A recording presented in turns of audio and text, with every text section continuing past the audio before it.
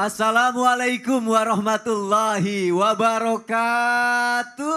Waalaikumsalam warahmatullahi wabarakatuh. Jamaah oh jamaah.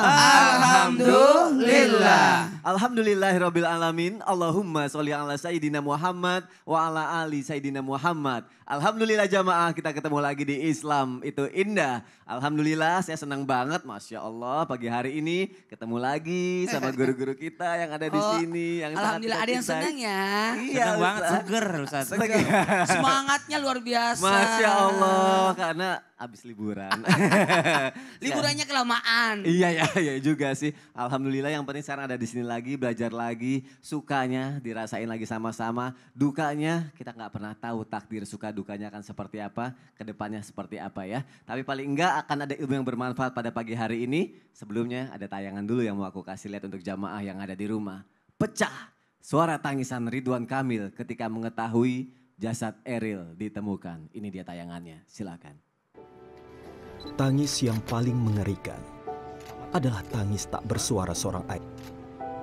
Tangannya menyentuh permukaan sungai nan dingin itu. Di dalam hati, ia berteriak. Mungkin jika boleh bertanya, ia akan bertanya, di mana anakku sungai? Masya Allah, Alhamdulillah setelah hampir 2 minggu lebih mencari keberadaan jasad dari Ananda Eril. Alhamdulillah jasadnya sudah ditemukan dan Alhamdulillah keadaannya utuh, tidak kurang satu apapun. Alhamdulillahirrahmanirrahim. Terima kasih juga yang sedalam-dalamnya kepada para tim yang sudah berjuang Masya Allah untuk mencari keberadaannya. Sampai akhirnya bisa ketemu juga atas izin Allah juga pastinya. Terima kasih juga untuk jamaah yang sudah senantiasa selalu mendoakan. Dan terus doakan jamaah semoga almarhum amal ibadahnya diterima di sisi Allah Subhanahu wa taala dan juga keluarga dari Pak Ridwan Kamil, istri beserta keluarganya. Allah berikan kesehatan dan juga ketabahan, keikhlasan untuk menjalani semuanya. Amin. Amin ya rabbal alamin. Pada pagi hari ini jamaah, tema kita adalah terima kasih untuk yang terakhir kalinya. Kita bicara soal takdir, Masya Allah Ustadz Maulana. Gak pernah tahu ya. Aduh, iya benar. Ya Allah, usia atau apa yang akan terjadi di depan kita gitu. Kalau bicara masalah kematian, kan sama-sama kita pernah mendengar ada yang namanya mati syahid gitu ya. Aku juga pengen tahu mati syahid itu kriterianya seperti apa? Menurut Rasulullah SAW, biar kita bisa belajar nih Ustadz Maulana. Mohon penjelasannya Ustadz. Masya Allah, makasih banyak. Aduh, Mas Soni, Ustaz Bani dan Ustaz Syam. Bismillahirrahmanirrahim. Assalamualaikum warahmatullahi wabarakatuh. Waalaikumsalam warahmatullahi wabarakatuh. Jamaah. Oh jamaah. Alhamdulillahirrabbilalamin. Allahumma salli ala sayyidina Muhammad wa ala sayyidina Muhammad. Hari ini hari Senin di hari Ayyamul Bid 13 Zulqaidah 1443 Hijriah. Semoga kita diberikan keberkahan di bulan yang haram ini. Bulan kemuliaan bulannya Allah. Dan semoga kita bisa terpanggil untuk berangkat ke tanah suci. Menjalankan ibadah haji dan umroh. Masya Allah tabarakallah. Luar biasa. Saya waktu dengar juga kabar langsung gimana ya. Aduh ya Allah, sesuatu yang melegakan buat kita. Karena yang namanya meninggal pasti akan kita alami. Tapi satu hal buat kita, harapan yang luar biasa. Sehingga kata-kata yang muncul adalah Alhamdulillah. Allah menguji hambanya untuk sampai pada titik berkata Alhamdulillah. Allah menunggu kita mengucapkan Alhamdulillah. Karena di sisi lain ketika kita diuji mungkin emosi dan sebagainya. Lalu bersabarlah kita. Setelah itu datanglah keridhaan Allah. Memohon ridha Allah, akhirnya kita bersyukur. Ingat takdir meninggal syahid dan kriteria mati syahid itu bagaimana. Untuk mendapatkan keutamaan syahid, mati sudah pasti. Tapi kematian itu bagaimana? Usnul khatimah atau suhul khatimah. Dan kemuliaan kematian itu ketika pada titik mati syahid. Kenapa? karena tadi ditanyaan kriterianya gimana? Sebenarnya mati syahid itu adalah tergantung dari amalnya. Apa kebiasaan kita itu yang muncul sebenarnya. Kebiasaan ngaji semoga wafatnya pada saat baca Quran. Kebiasaan beramal semoga akhir ayatnya meninggal dalam keadaan ibadah. Mohon maaf, apa yang terbanyak dalam seharian kita? Masya Allah tabarakallah, almarhum putra daripada Bapak Ridwan Kamil, ini almarhum ini luar biasa loh.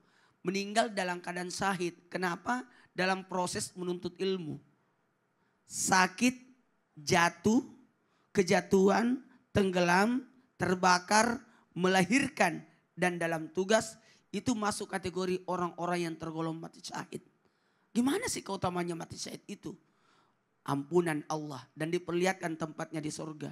Dan ini bentuk kemuliaan yang luar biasa. Tergugurnya dosa-dosa kita disebabkan mati syahid itu luar biasa.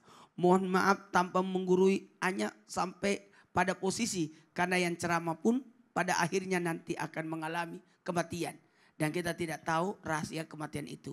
Kapan, di mana, bagaimana. 1, 2, 3. Kapan, di mana, bagaimana. Masya Allah, berarti tergantung bagaimana keseharian kita juga. Mantap, itu ya. itu.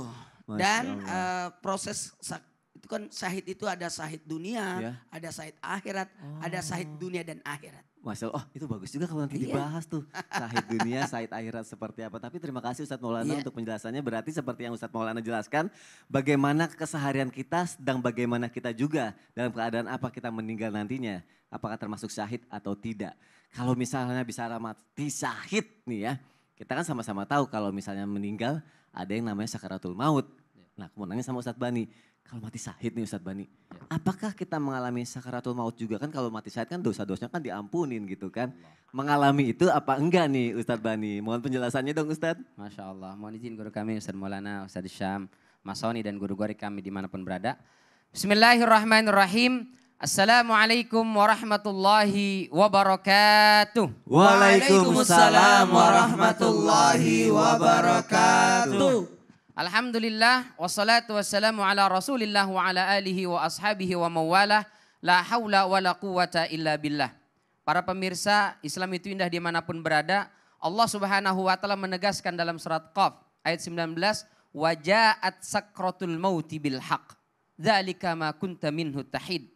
Sesungguhnya sakaratul kematian itu, rasa sakitnya mati itu pasti akan datang. Dan itulah yang selalu kita menjauh dan menghindar darinya. Tapi seberapapun usaha kita menghindari sakaratul kematian, dia tetap akan datang. Rasul Shallallahu Alaihi Wasallam dalam peristiwa Isra Mi'raj bertanya kepada beberapa orang yang sudah meninggal, ditanya, kaifa adraktumul maut? Bagaimana kalian mendapati kematian? Ternyata tergantung amal, karena di antara mereka ada yang mengatakan, ya Rasulullah, kami mendapati kematian atau saya mendapati kematian seperti nauzubillah min dzalik, dibacok dengan pedang sebanyak 300 kali di tempat yang sama. Yang satu lagi mengatakan saya mendapati kematian seperti seekor kambing yang dikuliti dalam kondisi hidup-hidup. Yang satu lagi mengatakan saya mendapati kematian seperti kail pancing itu nyangkut di kulit lalu ditarik. Ya Allah, nauzubillah min dzalik. Apalagi kalau orang itu nauzubillah min dzalik kafir, pelaku dosa, maksiat, tidak mau taat kepada Allah. Allah katakan dalam surat Al-Anfal itu, walau tara id yatawaffal ladzina kafarul malaikatu yadribuna wujuhahum wa adbarahum wa dzuqu adzabal hariq. Sekiranya kalian menyaksikan bagaimana malaikat maut mencabut nyawa orang-orang kafir, pelaku dosa maksiat yang tidak mau bertobat kepada Allah, yadribuna wujuhahum wa adbarahum, sambil memukuli muka dan punggungnya. Jadi mati sakit sambil dipukuli tambah sakit. Kata Syekh Abdurrahman As-Sa'adi, sebelum mati dia akan diperlihatkan nasibnya di hari akhirat. Bagaimana dia disiksa di neraka. Maka karena takut dia melihat dirinya disiksa di neraka, enggak mau keluar dari ruh itu. Maka kata para malaikat, akhriju anfusakum, keluar. Sambil dipukuli hancur berkeping-keping. Sakitnya luar biasa. Nauzubillah min dzalik. Tapi kalau untuk orang beriman, kata Rasul sallallahu alaihi wasallam dalam riwayat Abu Daud, itu seperti kita menuang air dari teko, lancar, mudah. Dalam riwayat At-Tabrani seperti rambut atau benang yang masuk dalam adonan kue. lalu ditarik, mudah, lancar, Gampang, Masya ya. Allah.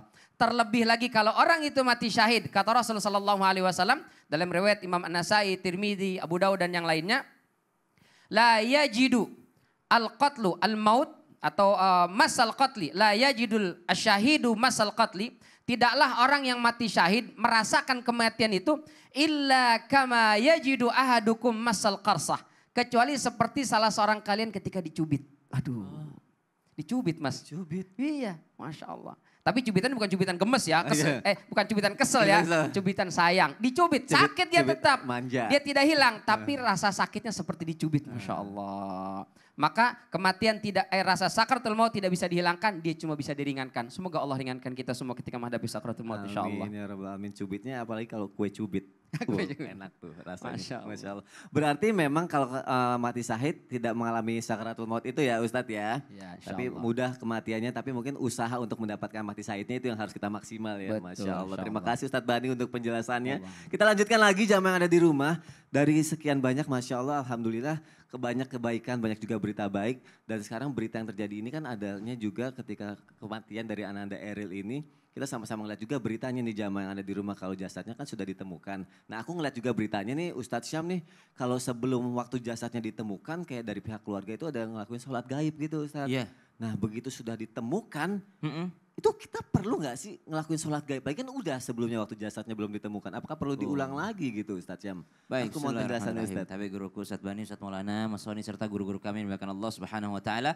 Alhamdulillahirabbil alamin wassalatu wassalamu ala asyrafil anbiya'i wal mursalin sayyidina Muhammadin wa ala alihi wa sahbihi ajma'in. Asbahna wa asbahal mulku lillahi rabbil alamin. Subhanak la ilma lana illa ma 'allamtana innaka antal alimul hakim.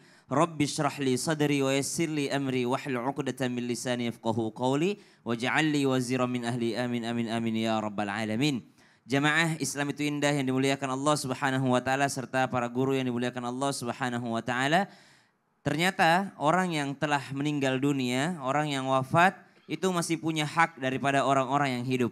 Di antara haknya adalah kita yang masih hidup sebagai muslim dan yang meninggal adalah orang yang muslim juga, maka kita wajib untuk mensolatinya, mengkafaninya, kemudian menguburkannya.